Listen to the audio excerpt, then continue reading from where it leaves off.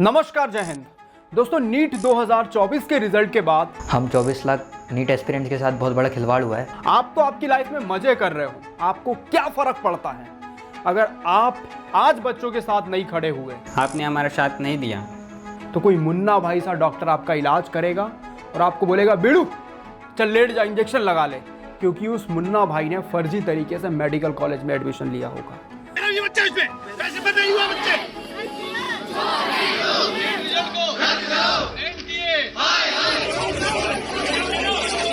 इतने साल से पेपर चल रहा है, अचानक पहले ही साल ऐसा कैसा होता है कि इतने सारे सेंटर में टाइम लॉस हुआ, सबने परीक्षा फाइल की। आखिर कब तक छात्रों के भविष्य के साथ इसी तरीके से खेला जाएगा?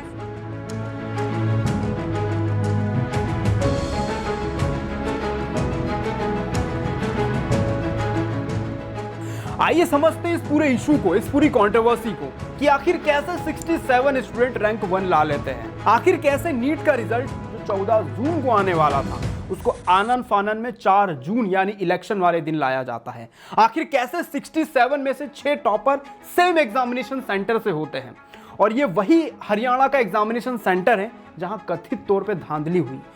एग्जाम लेट स्टार्ट हुआ और यहीं के बच्चों को ग्रेस मार्क्स दिए गए। 718, 719 ऐसे नंबर नीट के इतिहास में कभी नहीं आए। नीट को कंडक्ट करवाता है नेशनल टेस्टिंग एजेंसी, जो बयान देता है कि कोई पेपर लीक नहीं हुआ, सब कुछ ठीक है। फिर वहीं बिहार पुलिस प्रेस कॉन्फ्रेंस में बताती है कि 13 लोगों को उन्होंने गिरफ्तार किया है, जिनके पास से कथित तौर पे जो पेपर्स मिले वो नीट के पेपर से मैच करते हैं। नेशनल टेस्टिंग एजेंसी बार बार झूठ बोल रही है, बच्चों की आवाजों को दबा रही है। कई एग्जामिनेशन सेंटर में हिंदी मीडियम वाले बच्चों को इंग्लिश का पेपर पकड़ा दिया गया, इंग्लिश वालों को हिंदी का पेपर पकड़ा दिया गया। आधे आधे एक घंटे तक उन्होंने पेपर सॉल्व कर लिया, उसके बाद भी कोई सॉल्यूशन नहीं निकला। जब बच्चों ने प्रोटेस्ट करा तो उनको मारा गया और दोपहर 2 बजे के पेपर को शाम को 6 बजे करवाया गया। सोचो, इतनी हरासमेंट के बाद कोई बच्चा कैसे पेपर दे सकता है, जो पेपर भारत का टफेस्ट एग्जाम है।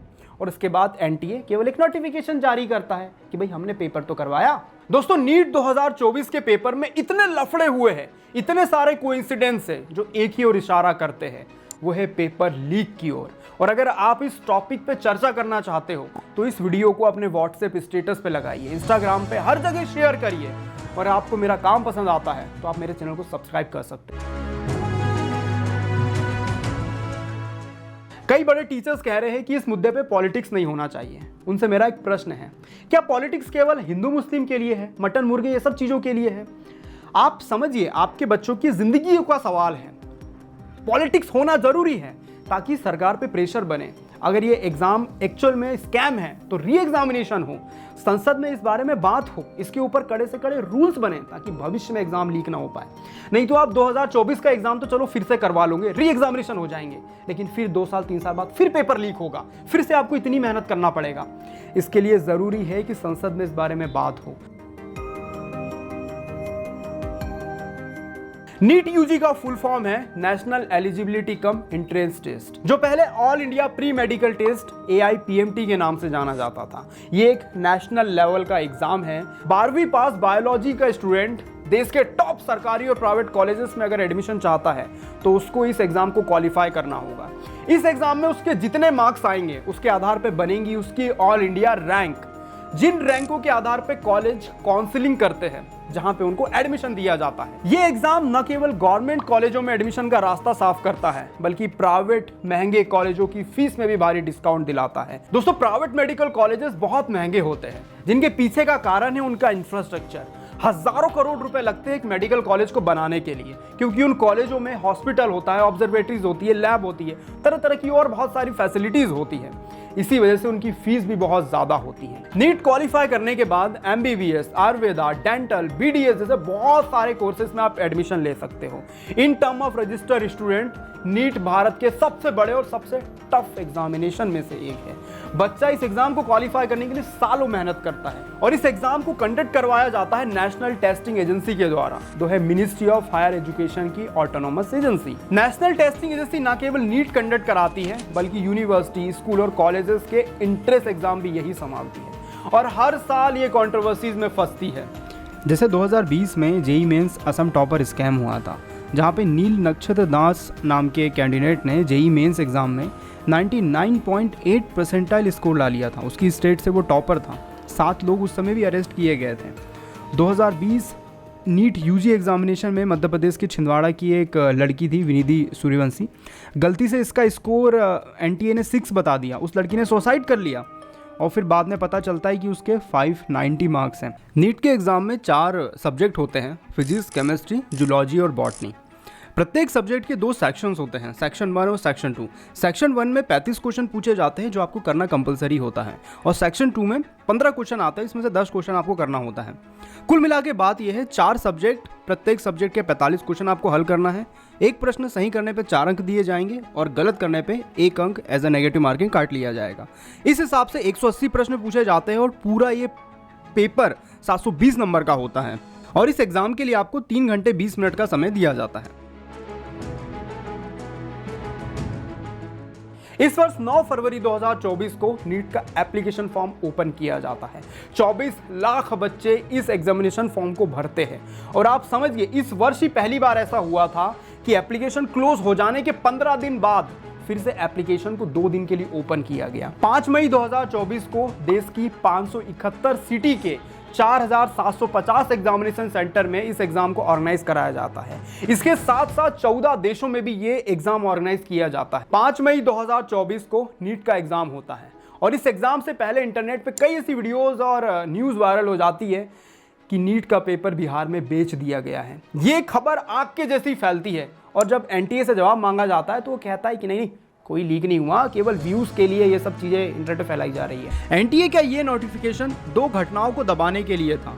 उसमें से पहली घटना है कि आप पेपर का टाइमिंग ध्यान रखिए, वो था दोपहर 2 बजे से लेकर शाम के 5:20 तक के। इन 3 घंटे 20 मिनट में ये जो पेपर था वो केवल उन बच्चों के हाथ में था जो एग्जामिनेशन सेंटर में थे।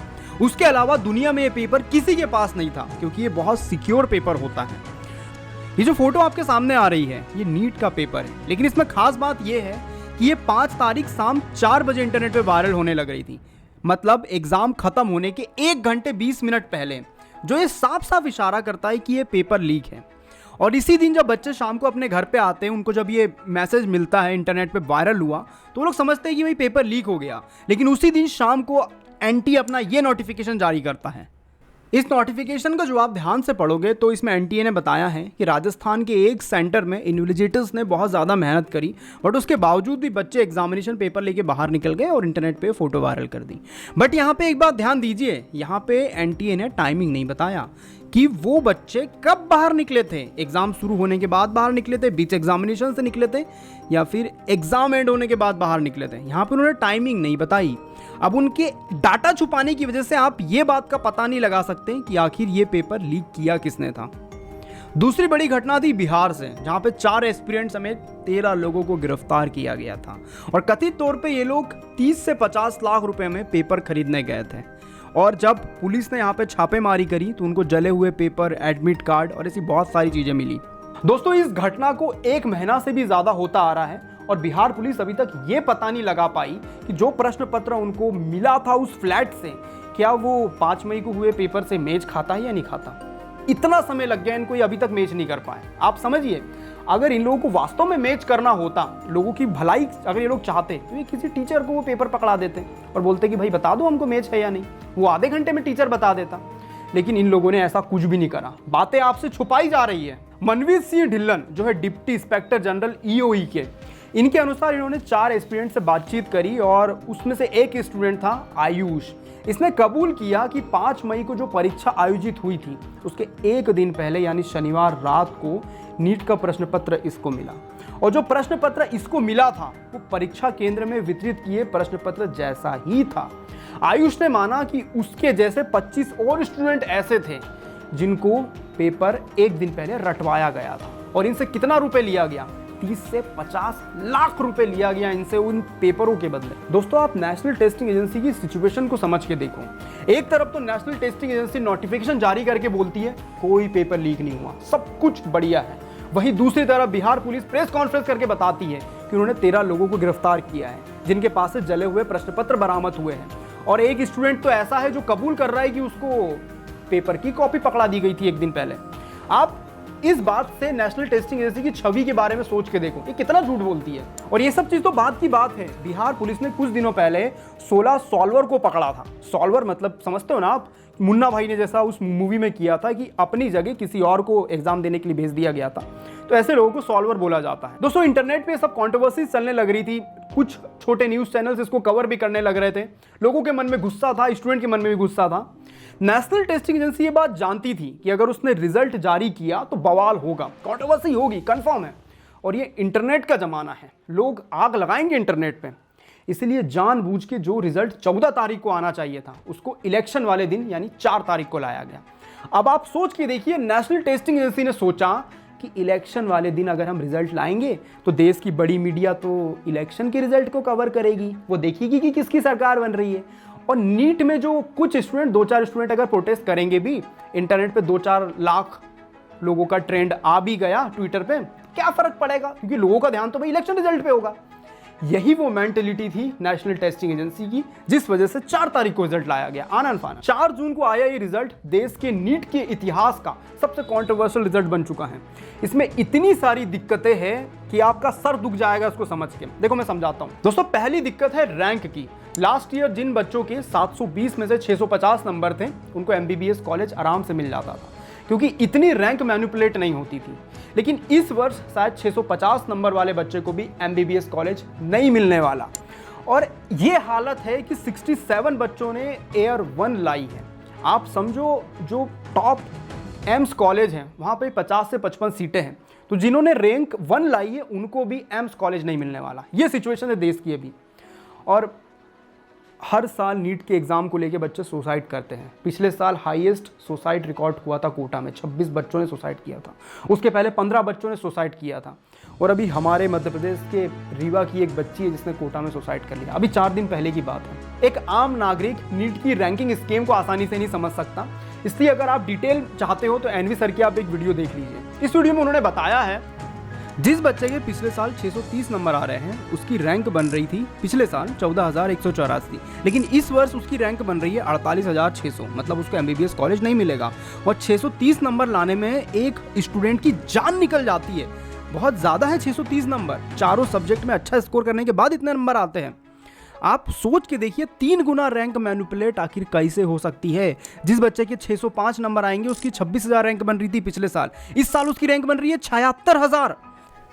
NTA सिचुएशन को कई भागों में एक्सप्लेन करता है। कभी वो बोलता है कि एग्ज़ाम इजी आ गया था, कभी वो बोलता है कि रजिस्ट्रेशन बहुत ज़्यादा बच्चों ने कर लिए, कभी वो कहता है कि हमने कुछ बच्चों को एक प्रश्न के 2 ऑप्शन सही थे तो ग्रेस मार्क्स दे दिए। फिर वो बोलता है कि कुछ बच्चों का टाइम लॉस हुआ तो हमने उनको ग्रेस मार्क्स दे दिए। बट इन सारी चीज़ों में कितने बच्चों को ग्रेस मार्क्स दिया गया, कितने बच्चों को टाइम लॉस का ग्रेस मार्क्स दिया गया, आखिर किया क्या NTA ने, इसका क्लैरिफिकेशन अभी तक उन्होंने दिया नहीं है। एक नंबर दे दिया है कि 1500 से ज़्यादा बच्चों को हमने ग्रेस मार्क्स दिए हैं, बट वो किस आधार पे दिए हैं, क्या फॉर्मूला लगाया है, ये अभी भी विवाद का विषय बना हुआ है। यहाँ पे दूसरी कंट्रोवर्सी है कि आखिर कैसे 67 बच्चों ने रैंक 1 ला ली। 720 में से 720 नंबर इतने सारे बच्चों के कैसे आ सकते हैं। और ये तो ठीक है, लेकिन इसमें भी 6 बच्चे ऐसे हैं जो सेम एग्जामिनेशन सेंटर में से हैं। मैं बात 6 की कर रहा हूँ जिनके 720 आए, लेकिन एक्चुअल में वो नंबर 8 बच्चों का है। जो 718, 719 नंबर आए हैं वो भी इन्हीं एग्जामिनेशन सेंटर में से आए हैं, जो हरियाणा का एग्जामिनेशन सेंटर।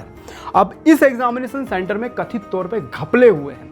आश्चर्यजनक बात है कि 67 में से 44 टॉपर्स ऐसे हैं जिनको ग्रेस मार्क्स मिले हैं, यानी कि उनके 720 में से कम नंबर आने लग रहे थे। NTA का कहना है कि ये वो फिजिक्स का प्रश्न था जिसकी वजह से 44 बच्चों को एक्स्ट्रा नंबर देने पड़े। इस प्रश्न में कॉन्ट्रडिक्ट ये बात होने लग रही थी कि यहाँ पे आप ध्यान से पढ़ो, atom of each element are stable. ये जो बात है ये ओल्ड NCERT में लिखी गई है, लेकिन जो न्यू NCERT है उसमें ये बात लिखी गई है atom of most of the element are stable. अब ये बात आपस में कॉन्ट्रडिक्ट करने लग रही है, लेकिन आप खुद समझ के देखो 2018 एडिशन की NCERT बुक आखिर कौन पढ़ने लग रहा होगा। ऑब्वियसली जो भी बच्चा इस एग्जाम की तैयारी कर रहा है वो नई NCERT बुक पढ़ने लग रहा होगा। तो मुझे समझ में नहीं आया कैसा लॉजिक NTA ने दिया इस प्रश्न को लेके, लेकिन हाँ इस प्रश्न की वजह से नंबर बढ़े हैं। और ये ग्रेस मार्क्स वाली बात NTA ने खुद ने एक्सेप्ट नहीं करी, बल्कि बच्चों ने प्रोटेस्ट करा, टीचरों ने सैकड़ों वीडियोस बनाई, सुप्रीम कोर्ट तक जाना पड़ा, तब जाके NTA ने माना कि हमने 1563 बच्चों को ग्रेस मार्क्स दिया है। और अलग सर ने अपनी एक वीडियो में बताया है कि जब वो सुप्रीम कोर्ट में सुनवाई के समय गए थे तब एनटीए ने इन 1563 बच्चों पे तो बात ही नहीं करी। वो लोग डायरेक्ट आए, अपनी गलती मानी और कहा कि इन 1563 बच्चों का हम री एग्जामिनेशन करवा लेंगे बस। लेकिन सवाल तो वही है ना दोस्त, 1563 बच्चों को ग्रेस मार्क देने की वजह से इतनी रैंक कैसे मैनिपुलेट हो सकती है? आखिर हुआ क्या है? एनटीए ने रियलिटी में कितने बच्चों को ग्रेस मार्क्स दिए? आखिर क्या फॉर्मूला लगाया गया? आखिर हुआ क्या था? किसी को कुछ नहीं पता। Pandey versus national testing agency का मुद्दा था। हम लोग वहां गए और आप देखिए कि एक संस्था जो पिछले इतने दिन से बोल रही थी कि हमने 1563 बच्चों को ग्रेस नंबर दिए और वो ग्रेस नंबर हमने आंसरिंग एफिशिएंसी पे दिए। आंसरिंग एफिशिएंसी जैसा टर्म बार बार इस्तेमाल किया कि हमने आंसरिंग एफिशिएंसी यूज किया। हमने 2018 का एपेक्स कोड का फैसले का इस्तेमाल किया। इस बात की रट लगा रही थी एक एजेंसी और ग्रेस दिया, ये बात खुद से नहीं बताई, पकड़ में आई और इस बात पे लड़ते रहे। 24 घंटे पहले उनका एफएक्यू जारी हुआ, उसमें भी एनटीए क्या लिख रहा है, उसमें भी एनटीए 24 घंटे पहले भी अभी तक वो यही लिख रहे थे कि ग्रेस नंबर आंसरिंग एफिशिएंसी पे है, एपेक्स कोड के फैसले पे है। अगर आपको इतना बिलीव था तो आप जब आए कोर्ट में तो आपने आर्गुमेंट भी नहीं की। वो पहले से मन बना के आए थे कि हम 1563 वाले मुद्दे को दबा देंगे और आते ही बोल देंगे कि 1563 बच्चों को जो ग्रेस दिया है सर ये बात हटा देते हैं, ग्रेस खत्म कर देते हैं, मैटर खत्म। अब किसी को कभी पता ही नहीं चल पाएगा ये नंबर 1563 है कि ये नंबर 15,000 है कि ये नंबर 20,000 है कि ये नंबर 2 लाख है। कभी किसी को कुछ नहीं पता चलने वाला। अब खत्म, यही दबा दिया कि 1563 ग्रेस नंबर को दबा देते हैं कि क्या ग्रेस नंबर नहीं देंगे सर, खत्म।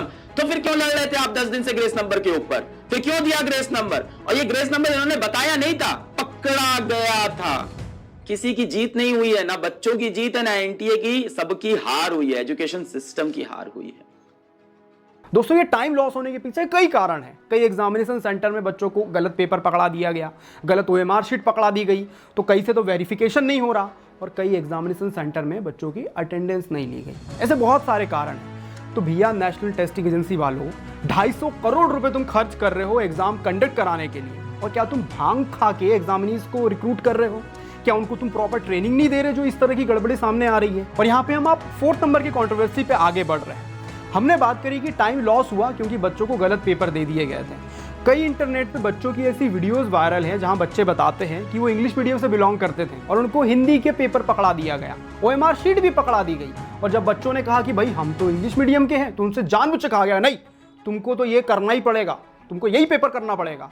और बच्चे ने जब आधे घंटे 40 मिनट कुछ प्रश्नों का हल कर लिया, उस ओएमआर शीट पे गोला लगा दिया, उसके बाद बच्चों से वो पेपर ले लिया गया। फिर उनको इंग्लिश का पेपर दे दिया गया और बोला कि अब करो, लेकिन ओएमआर शीट चेंज नहीं करी। ये बात आप ध्यान दीजिए क्योंकि पेपर में प्रश्नों की संख्या अलग अलग होती है, कोई प्रश्न ऊपर है कोई प्रश्न नीचे है, लेकिन बच्चे कुछ प्रश्नों को हल कर चुके थे। अब जब ऐसा बच्चों के साथ हुआ तो कुछ बच्चे प्रोटेस्ट करने लगे, तो बच्चों को मारा गया, लिटरली मारा गया उनको। वहां पे मीडिया आ जाती है, पुलिस आ जाती है, खुद कलेक्टर को वहां पे जाना पड़ता है, एक बहुत बड़ी कंट्रोवर्सी छिड़ जाती है। और ये सारी बातें सीसीटीवी में रिकॉर्ड है। मैं इस बच्ची की वीडियो लिंक में लगा दे रहा हूँ डिस्क्रिप्शन में, आप जाके देखिएगा, उसने सारी बातें खुद बताई है।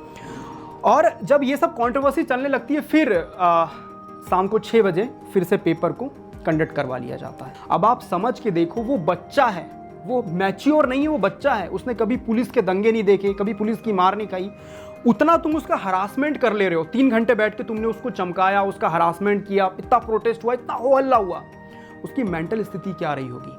क्या वो शाम को 6 बजे तक तुमने पेपर कराया तो क्या वो उसी अनुपात में नंबर ला पाएगा? और जब एनटीए से इस बारे में सवाल पूछा गया तो फिर एनटीए ने एक नोटिफिकेशन जारी कर दिया कि भाई हमने शाम को 6 बजे करवाया तो ना पेपर, कोई गड़बड़ी थोड़ी ना हुई है, सब कुछ बढ़िया है। इस तरह की बात नेशनल टेस्टिंग एजेंसी करने लगती है। इनको कोई फर्क नहीं पड़ता आपके बच्चों के भविष्य से, चाहे उसके अच्छे नंबर आए नहीं आए, वो सुसाइड कर ले, साल बर्बाद हो जाए, कोई फर्क नहीं पड़ता इन लोगों को। आप समझिए नीट का एग्जाम +4-1 का एग्जाम है, यहाँ पे 718, 719 नंबर ये पॉसिबल ही नहीं है। इसको मैं आपको एक एग्जाम्पल से समझाता हूँ कि अगर आपने एक प्रश्न छोड़ दिया 180 में से तो आपको मिलेंगे 716 नंबर, और अगर आपका वो प्रश्न गलत हो गया तो आपको मिलेंगे 715 नंबर। क्यों? क्योंकि एक नंबर आपका कट जाएगा नेगेटिव मार्किंग का। ये है इस एग्जाम का पैटर्न। यहाँ पे 718, 719 कैसे संभव है? टेक्निकल पॉसिबल ही नहीं है ये सब चीज़ें।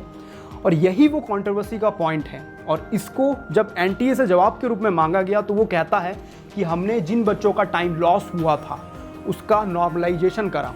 किस फॉर्मूले के आधार पे किया? तो प्रेस कॉन्फ्रेंस में सेक्रेटरी साहब कहते हैं कि हमने कुछ लगाया कि कोई बच्चा किस अनुपात में कर सकता, वही जाने कि उन्होंने कौन सा नॉर्मलाइजेशन का फॉर्मूला लगाया था। ये नॉर्मलाइजेशन भी एक फर्जीवाड़ा है भाई। बच्चा बायोलॉजी का एक क्वेश्चन करेगा और एक फिजिक्स का क्वेश्चन करेगा, दोनों प्रश्नों को हल करने में सेम समय उसको कैसे लग सकता है? आप खुद सोच के देखिए। बायोलॉजी में अगर उसको पता है तो फट से लगा देगा, बट फिजिक्स के क्वेश्चन में उसको समय लगता है सॉल्व करने में। बट एनटीए कहता है कि नहीं भाई, समान अनुपात में सभी प्रश्नों को सब लोग समान तरीके से सॉल्व करते हैं। भाई मूर्ख हो क्या तुम? और एनटीए वाले जानबूझ के ऐसा फालतू का बयान नहीं दे रहे। ये लोग भी सारे पढ़े लिखे लोग हैं, इन लोगों ने यूपीएससी निकाला हुआ है, ये लोग सब जानते हैं, सारा नॉलेज इनके दिमाग में भरा पड़ा हुआ है, बट ये लोग चीज़ों को मैनिपुलेट कर रहे हैं ताकि जो समय है समय बीत जाए। अब हम बढ़ते हैं आखिरी और ऐसी कंट्रोवर्सी इसके बारे में कोई बात नहीं कर रहा। क्या भैया नीट के एग्ज़ाम फिर से होंगे? भाई मैं आपको बता दूं, 250 करोड़ रुपए से ज़्यादा का खर्चा आता है नीट के एग्ज़ाम को कंडक्ट कराने के लिए। या आपको गोल गोल घुमाना, उल्टे सीधे बयानबाजी करना, कंट्रोवर्सी ज़्यादा बढ़ाना, कमेटी बनाना, ये सब चीज़ इसीलिए करी जा रही है ताकि ये टाइम बीत जाए और जो कंट्रोवर्सी हुई है वो थोड़ी सी थम जाए। इतना पैसा आखिर खर्च कौन करेगा एग्ज़ाम को रिकंडक्ट करवाने के लिए? सारा मैनेजमेंट बिठाना, सब कुछ करना, ये सब चीज़ एनटीए आपको क्या लगता है करेगा? वो बचने की कोशिश कर रहा है, स्वाभाविक सी बात है, क्योंकि एनटीए का एनुअल बजट अगर आप देखोगे तो 25 से 30 करोड़ रुपए उसको आवंटित किए जाते हैं। कहाँ से 250 करोड़ रुपए वो लाएगा? आप समझ के देखिए। आप लोगों ने जो एग्जाम फॉर्म का पैसा दिया था वो खर्च हो चुका है, पहले एग्जाम कंडक्ट करवा चुके हैं ये लोग, जितना कमीशन जिनका बनना था वो बन चुका है। लेकिन अब जो री एग्जामिनेशन की बात हो रही है, इसके लिए पैसा कहां से आएगा? दोस्तों अगर हम वीडियो के कंक्लूजन में जाएं तो यहाँ सिक्कों के दो पहलू हैं। कई बच्चे जेन्युइनली ऐसे जिन्होंने मेहनत करी और अच्छे नंबर उनके आए हैं, अगर री एग्जामिनेशन होता है तो उन बच्चों का नुकसान होगा। लेकिन यहाँ पे हजारों बच्चे ऐसे हैं जिनको मेडिकल कॉलेजों में एडमिशन मिल सकता था। अगर ये पेपर लीक है तो रैंक मैनिपुलेट हुई है और उस वजह से उनको वो कॉलेज नहीं मिलने वाला। तो इन सिक्कों के दोनों पहलुओं को आपको समझना होगा और अगर एग्जाम लीक हुआ है तो री एग्जामिनेशन की बात आपको उठाना होगा। आपको इस वीडियो को शेयर करना है अपने सारे दोस्तों के पास ताकि सही इंफॉर्मेशन लोगों तक पहुंच सके। और जो भी कानूनी लड़ाई बड़े टीचर्स लड़ने लग रहे हैं, आप अपना समर्थन दे सकते हो सोशल मीडिया पे उनको। बस यही हमको करना है, जो लोग भी गलत हैं उनको सज़ा मिले, बच्चों के भविष्य साथ खिलवाड़ ना हो। अगर एग्ज़ाम में स्कैम हुआ है तो री एग्ज़ाम हो, क्योंकि इतने सारे कोइंसिडेंस, इतनी सारी घटनाएं, इतना सारा घपला अगर हुआ है तो कहीं ना कहीं कुछ तो गड़बड़ी होगी। इसी नोट के साथ इस वीडियो को मैं एंड करता हूँ। जय हिंद, वंदे मातरम।